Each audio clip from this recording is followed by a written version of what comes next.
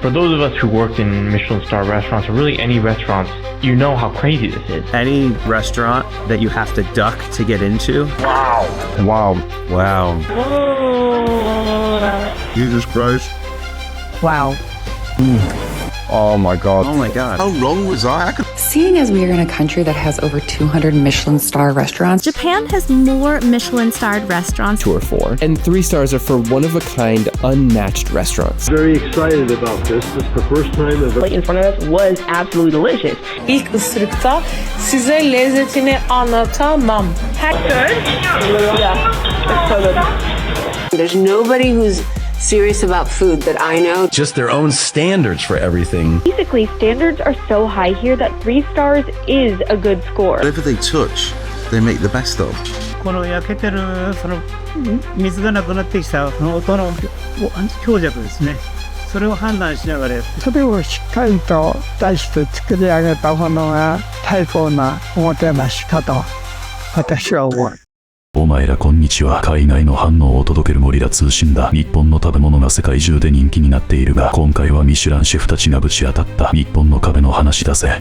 ミシュランといえばシェフにとっちゃ人生をかけた勲章。一つ取るだけで一生分の名誉。予約は数年待ちで行列も途切れねえ。そんな星の本場から来た下の化け物どもが日本の飯を食って次々と白旗を上げていく。ウニで震える男、うどんをすすって天を仰ぐ男、イワシを食って正体に気づけない男、そして全員が最後にこう漏らすんだ。一体どうやって作ってるんだ。そして日本食の裏側には狂ったように腕を磨く職人たちが存在することを知る。食った理由じゃなくうまい理由を探し始めた時、プロほど日本の深さに震えるようだぜ。各 UI が知りたいのはなんで痛風の愛ほどうまいもんが好きなのかって。人体の理不尽さくらいなもんだけどな。母ちゃんには因果応報やって言われたわ。さあ今回は日本食の謎に挑んで敗れたミシュランシェフたちの反応をたっぷり紹介していくぜ。それじゃあ行ってみよう。いらっしゃい。ゴリをたまにチャンネル登録よろしく。まずは海外シェフや食のプロたちが日本食に白旗を上げる瞬間を見ていこう。We're joined by special guest, a 2-time Michelin, 27 restaurants, and Chef Philip Franklin. Any restaurant that you have to duck to get into? Let's go. Eat that a shake. Love you, brother.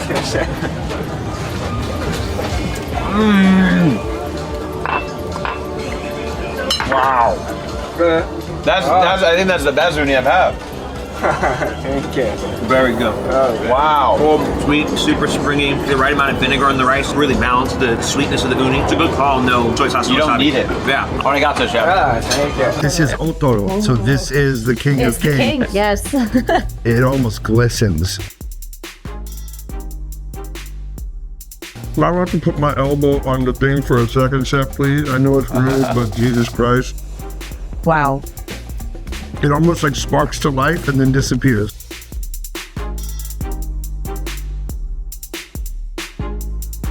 Man. That is unbelievable.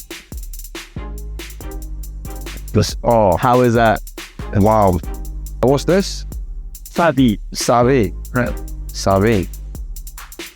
Yeah, no clue what sabi is, but... Oh my God. Sabi. Iwashi. Huh? Iwashi. Iwashi. Oh, sardine. Martino. Oh, wow. No way. That's mad. We don't know sardine. We know them in cans, right? Yeah. I only know sardines as like small, tiny little thing. Literally. That is insane. Sardine. Sardine. Oh, I was saying sardine. As a criminal, that's that. Just when I've been going around Tokyo, actually. こっちはポール・ハリウッド2期だ。イギリスの人気番組ブリティッシュベイクオフでも審査員を務めるパンの権威だな。そんな2期が日本のパン焼き村屋を訪れたようだぜ。They do have bakeries, and I saw queues going around the block on some occasion early in the morning waiting for these bakeries to open. That's taken me aback a little bit, to be honest, because I thought this was predominantly a rice-based culture, but I never expected to see that in Japan. The quality here looks amazing. It's precision. It's the crumb structure. It's the look of it. I mean, I'm really genuinely shocked. And there's some stuff in here I really want to try, actually, because I've never seen them before. This one in particular, Could I try... Now this is melon bread with cream. Now, I've never seen anything like this. But what I'm curious to see is melon really has no inherent flavor. It'll be lost in a bread. Smells melon.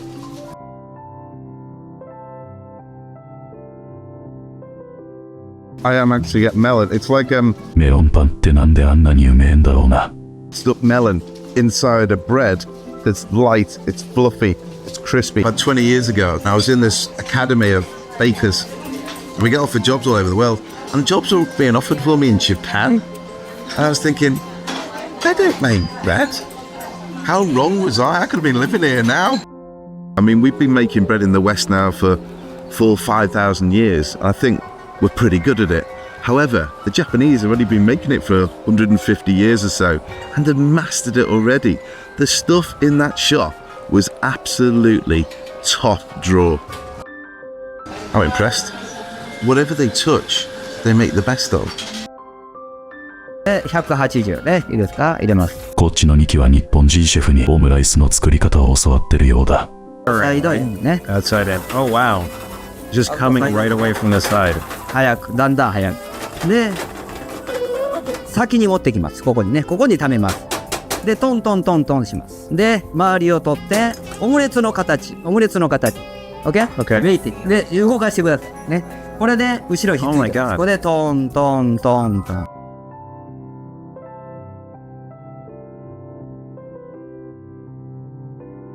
Wow. Yeah, the demi-glaze is awesome smelling. The sauce is so rich. The egg is amazing. The egg is a sauce in itself. Counter, standing only, no seats. この2機は日本で立ち食いうどんに挑戦だ。Let's try those noodles first, the udon.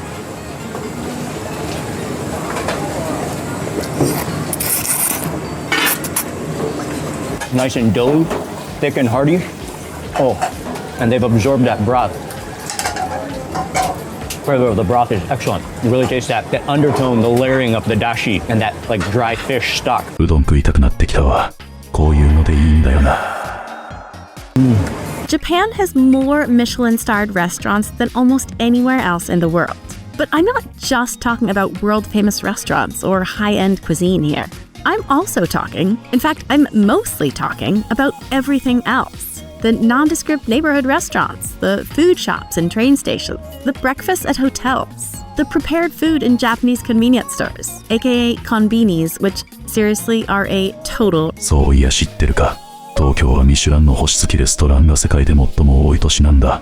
なんと19年連続で世界一の座を堅持してるようだぜ。京都と大阪も上位勢の常連だ。日本は圧倒的美食の国と言っても全く過言じゃねえわけだ。Japan is also home to shokunin, a concept that translates more or less to a relentless pursuit of mastery. Chefs in Japan, along with artisans of all kinds, spend decades, lifetimes, working to master their craft and deliver the highest quality experience possible. てかそもそもミシュランの格付けって何なんだ？次の2期が教えてくれるぜ。What do Michelin stars actually mean? They were created in 1900 by the tire company Michelin as a way to get people exploring in their new cars. But over time, it became the #1 ranking of restaurants around the world. So here's how they work. Michelin creates a list of restaurants that they want to inspect throughout the year, and they send anonymous inspectors to go try the food. They come back multiple times, testing different dishes at different times. And at the end of the year, they meet to decide who gets a Michelin star, or 3. 1-star restaurants are very good restaurants in their category. 2 stars are for restaurants that you should make a detour for, and 3 stars are for one-of-a-kind, unmatched restaurants. Imagine this is you having a Japanese Michelin star chef teaching you how to eat. さてこっからはそんな日本のミシュランを獲得した名店を訪れ、舌鼓を打つねキャッチを見ていこう。On my 3 fingers, and chef told me the fish side should be placed on the tongue first. Seeing as we are in a country that has over 200 Michelin star restaurants, we decided it was time to dabble. We're not the biggest foodies by any means, but this was quite the experience. I'll put the name of the restaurant on the screen, but it had 1 star and there was about 7 of us in there, so it was a small group. Also had written on our reservation like 10 different times that you cannot wear perfume. If you pull up wearing your love spell, you will be turned away. And I was like, okay, period. We ate a lot of whitefish, a lot of snapper. Every dish had so much flavor. It's genuinely impossible for me to try to explain how each of these dishes tasted, so you're just gonna have to trust me, book a flight, and go, girl. It was $150 for each of us, which we feel like was a total steal.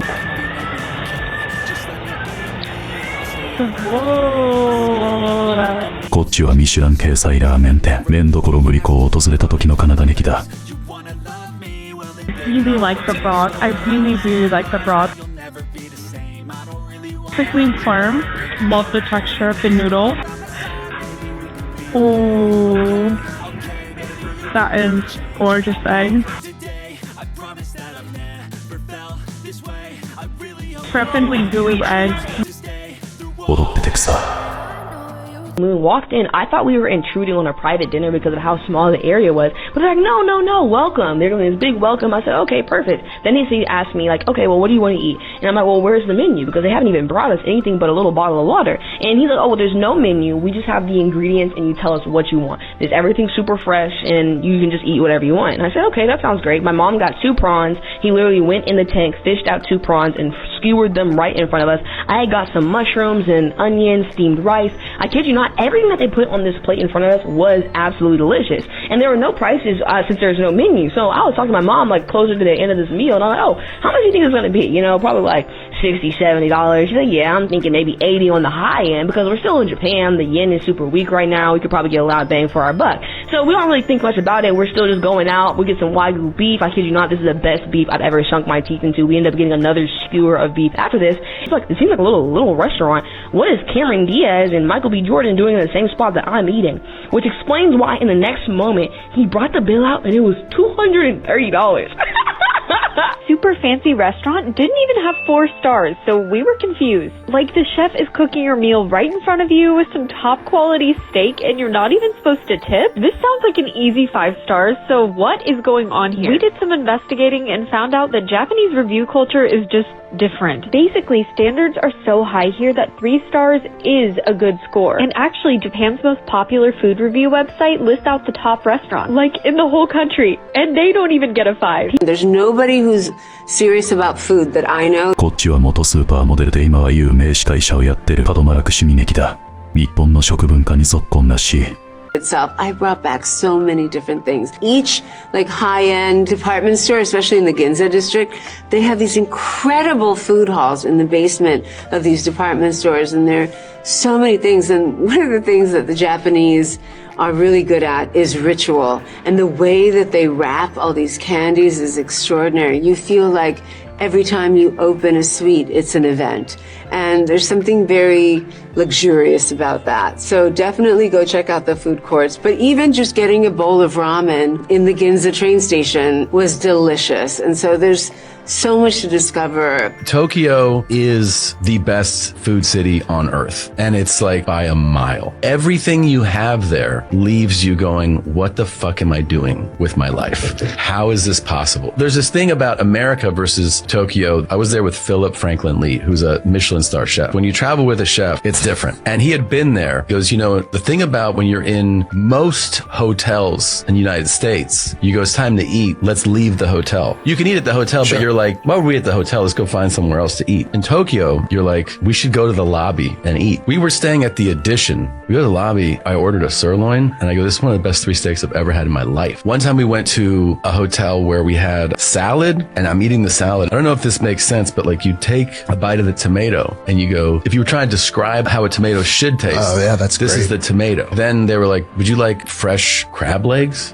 And they bring out off the boat crab legs and just on a skillet, he throws down butter, salt, he seasons them, slices them up, and we're eating them. I'm like, man, this is the best crab legs I've ever had in my life. You're like, I want a coffee. You go down the street, you buy a cup of coffee, you're drinking the coffee, and you're like, oh my God. And they're like, well, yeah, this guy's, he's been making coffee for 63 years. This is all he does. Yeah. So you're like, this is the best coffee I've ever had. That, because that's not good enough for us. Just their own standards for everything are at another level. They have mastered pizza to the point where you have Italians going to Tokyo going, this is better than our pizza. They've done that with burgers. Their standards of excellence are so far beyond what we can even conceive of. They really have mastered food. I've never had anything like it. じゃあなんで日本って国がこんなに美食の国として発展してミシュランの星を獲得しまくってんのか。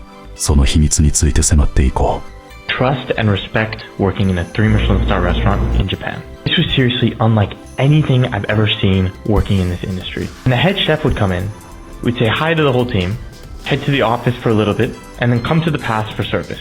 He would let the chef de cuisine do his work, call out the tickets, plate everything, He would be there to help, of course, but he wouldn't say a word for the whole service. Not a word. Not a yell, not a curse, not throwing plates around, not telling his team they're doing a horrible job, or not telling his team they're not working clean enough. Silence, watching, and trust. He tasted a few things. The soba noodles he tastes, he say, go talk to the chef de partie. 20% more salt tomorrow on those, okay, for me, please. Just like that, calmly, very respectful. Respect, teamwork, trust, and honesty. Those are a few words I can use to describe this kitchen. And for those of us who worked in Michelin star restaurants, or really any restaurants in Western kitchens, the United States or in Europe, you know how crazy this is.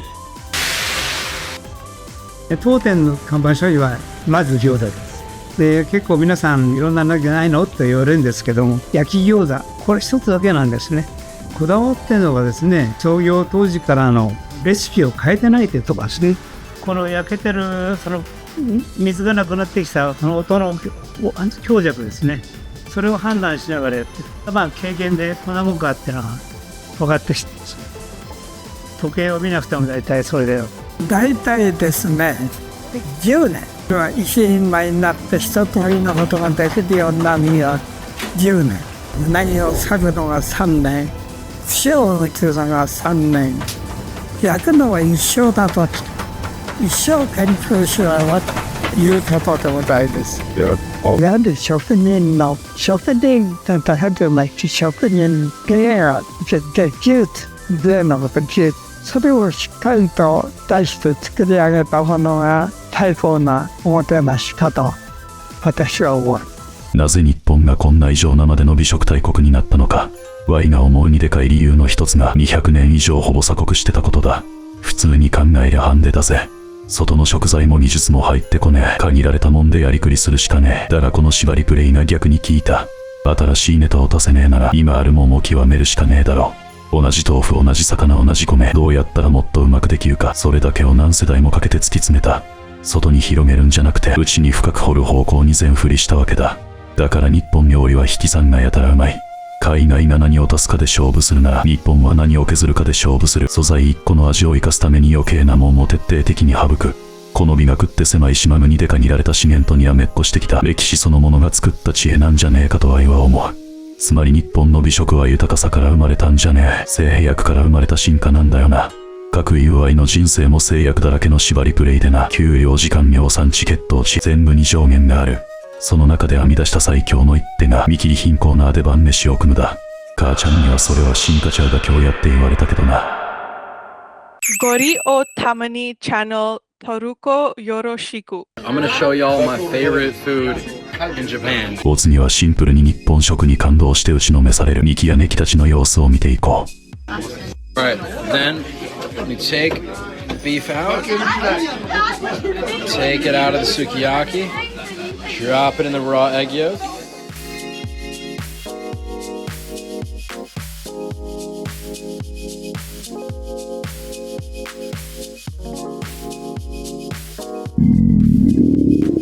すまん腹なったわ。So good. So good. Very excited about this. This is the first time I've こっちのおじは回転寿司に初挑戦だ。a lot of fun. I'm really, really excited about this. And I'm very hungry, by the way. Oh, here's one of the salmon dishes here. Let's take a look at this. I'm doing this with the chopstick now. I'm learning here. Here we go. That salmon's so fresh. With the rice. Very, very nice. Unagi, I've never had this before. I don't know what to expect, but I'm going to give it a try. Very, very good. Tokyo şubesinde bir ay önce dahi yer bulamadım. こっちのネキが訪れたのは京都日本にある大人気の炭火焼きハンバーグひき肉と米って人気店だ。店名シンプルすぎて草。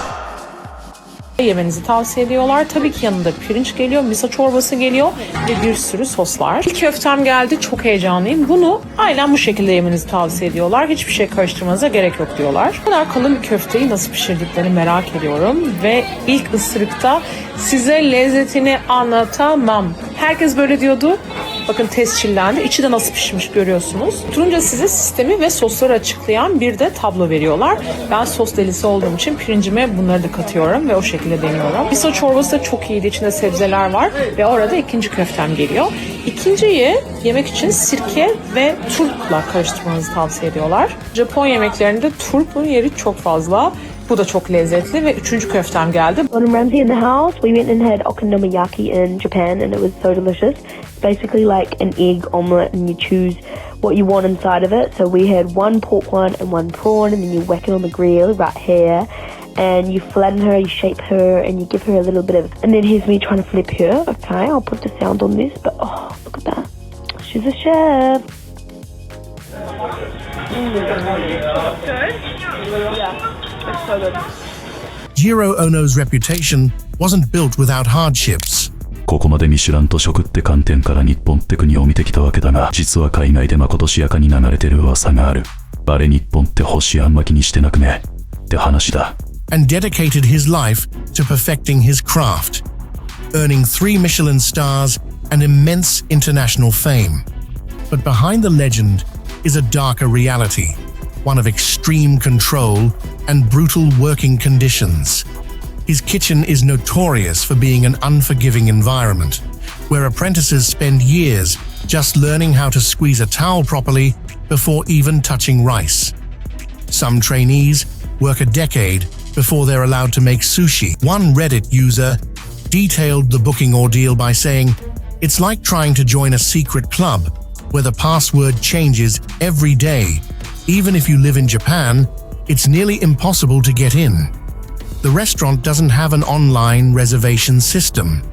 This level of exclusivity led to the restaurant losing its 3 Michelin stars in 2019, because the Michelin Guide only includes restaurants that are accessible to the public.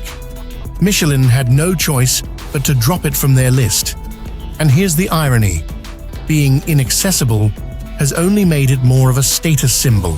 He plays into it as well. I don't really know what the kind of, how you kind of go, "Ooh, the very daughter, you lost your Michelin star." Like, do they have to, is there a Michelin star? Do they take the star out of the window? Do they sort of, or do they just release their guide and the chef opens it up one day and goes, oh shit, we've lost our Michelin star. I think that's literally what happens. Yeah. There's a good documentary. Fucking cowards. There's a documentary called Boiling Point on I think it's Gordon Ramsay in the 90s getting one of his stars at his restaurant. Yeah. And he's like livid when he's not got his 3 Michelin stars. They literally wait, they get the book, he rings up his friend, he's like, "Open the book, turn to page 65. What have we got? Oh, no stars, fuck." And it's like, you know, a big deal for a lot of people. I don't know, you know, how these Japanese ramen shops would feel. I imagine they don't care so much because they're not actually sort of, their aim is not to make Michelin star ramen necessarily, right? 獲得した時はどういう心境？やったと思うだけで、ラッキーと思うだけで。割と反応軽くて草。This is everything my Japanese host mom made me for dinner. 最後は日本の家庭料理に触れるべきだ。そうそう、こういうのでいいんだよな。